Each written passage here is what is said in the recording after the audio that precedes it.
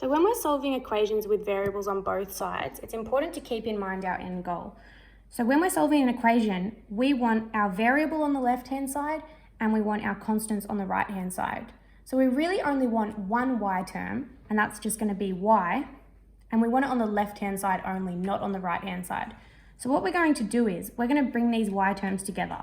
And how we do that is we're just simply going to get rid of the y term on this side. Now, we could get rid of the y term on this side. It doesn't really matter. I'm just going to get rid of this one so that we end up with y's on this side, which is where we want our y in the end anyway. So how do we get rid of minus 2y? The opposite of subtraction is addition. So we add 2y. Whatever we do to this side, we must do to this side. And so on the left-hand side, we're left with 9 minus 6y plus 2y. That's minus 4y. Can bring them together because they're like terms. And then on the right hand side, we're left with 10, nothing happened to the 10.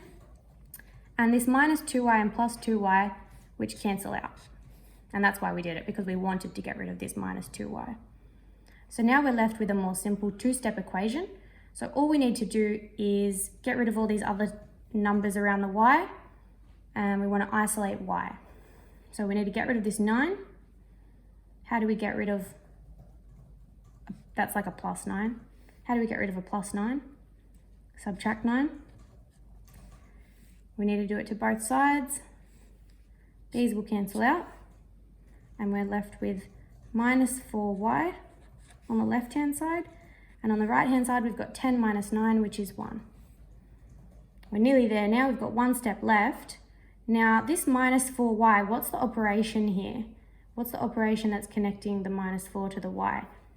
It's actually a multiplication, we need to remember. Minus 4y is the same as saying minus 4 lots of y, or minus 4 groups of y, or minus 4 multiplied by y.